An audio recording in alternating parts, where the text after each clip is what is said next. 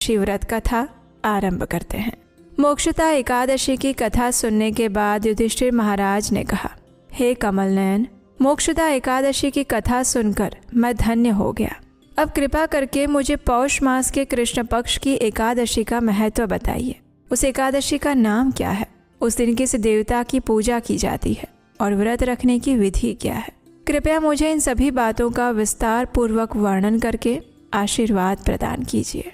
इस प्रकार जिज्ञासा सुनकर भगवान श्री कृष्ण ने कहा, हे कुंती पुत्र, आपके प्रति प्रेम के कारण अब मैं आपके सभी प्रश्नों का विस्तार पूर्वक उत्तर दूंगा। सबसे पहले इस एकादशी व्रत का महत्व समझिए। इस एकादशी का व्रत करने से भगवान विष्णु शीघ्रता से प्रसन्न होते हैं। पौष मास के कृष्ण पक्ष में आने वाली इस एकादशी को सफला एकादशी के नाम से जाना जाता है और इसके अधिष्ठाता देवता भगवान नारायण हैं। इस दिन उचित विधि पूर्वक भगवान नारायण की श्रद्धा पूर्वक पूजा करनी चाहिए।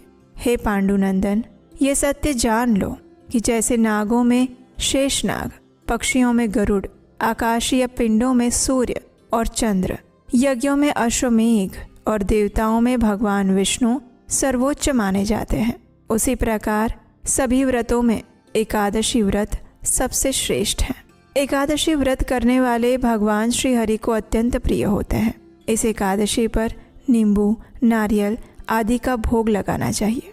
भगवान नारायण के लिए पवित्र भोजन नैवेद्य बनाना चाहिए और इस व्रत को श्रद्धा पूर्वक करके रात्रि भर जागने से प्राप्त पुण्य 5000 वर्षों की तपस्या के फल के बराबर होते हैं। अब इसी सफला एकादशी से जुड़ी हुई इस पौराणिक कथा को सुनिए। प्राचीन काल में चंपावती नामक एक नगर था जहाँ महिष्मत नामक राजा शासन करते थे। उनके 4 पुत्र थे। उनके सबसे बड़े पुत्र का नाम था लुम्पक। वो अत्यंत दुष्ट और पापी था। सदैव अनैतिक कार्यों में लिप्त रहता और अपने पिता की संपत्ति वेश्याओं पर लुटाता रहता था।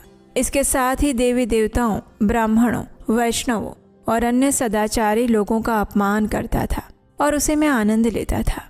उसके इन बुरे कर्मों से समस्त जन समुदाय व्याकुल था। हालांकि वो युवराज था, इसलिए सभी लोग चुपचाप उसकी क्रूरता सहन करते रहते। किसी में भी राजा को उसकी फरियाद करने का साहस नहीं था, लेकिन पाप अधिक समय तक कहाँ छिपा रह सकता है। एक दिन राजा महिष्मत को लुम्पक के कुकर्मों का पता चल गया। अत्यंत क्रोधित होकर राजा ने लुम्पक को अपने राज्य से निर्वासित कर दिया।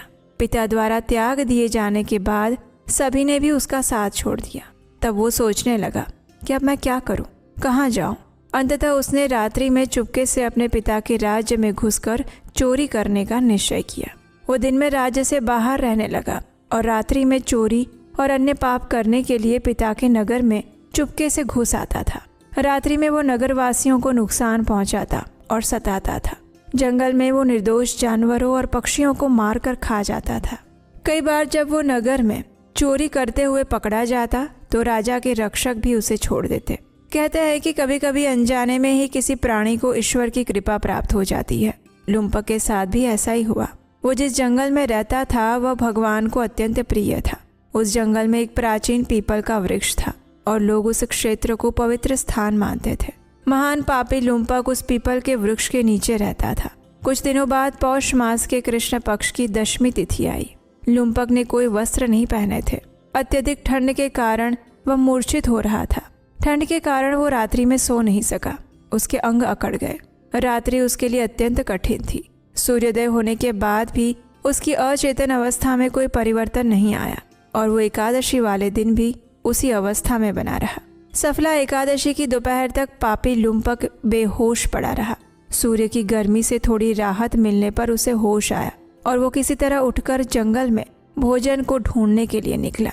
उस दिन वो शिकार करने में असमर्थ था, इसलिए उसने जमीन से गिरे हुए फल उठाए, पीपल के पेड़ के पास लौट आया और तब तक सूरज डूब चुका था।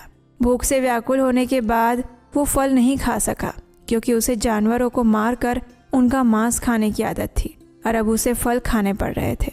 फल न खाने की इच्छा से उसने उन्हें पीपल के पेड़ के नीचे रख दिया और दुख में कहता रहा, हे प्रभु, मैं ये फल आपको ही अर्पित करता हूँ, आप प्रसन्न होकर इसे खाइए। ये कहते हुए वो रोने लगा और पूरी रात्रि नहीं सो पाया। इस प्रकार अनजाने में ही उस पापी ने एकादशी का व्रत रखा और पूरी रात जागता रहा। अनजाने में किए गए इस उपवास और रात्रि जागरण के कारण भगवान श्री हरि उनसे अत्यंत प्रसन्न हुए। उसके सभी पाप धुल गए। अगले दिन प्रातःकाल होते ही सुंदर वस्तुओं से सुसज्जित एक दिव्य रथ और घोड़ा लुम्पक के सामने आकर खड़ा हो गया और उसी समय दिव्य आकाशवाणी हुई, हे युवराज, भगवान नारायण की कृपा से आपके सभी पाप नष्ट हो गए हैं। अब आप अपने पिता के पास लौटकर अपना राज्य पुनः प्राप्त कीजिए। ईश्वरीय घोष सुनकर लुम्पक अत्यंत प्रसन्न होकर कहने लगा, हे प्रभु, आपकी जय हो, मुझे क्षमा कर दीजिए। ये कहकर उन्होंने उत्तम वस्त्र धारण किए और अपने पिता के पास चला गया, लुम्पक को सौंप दिया और स्वयं वनवास में चले गए। इसके बाद लुम्पक ने आजीवन शास्त्रों के अनुसार राज्य का शासन संभाला।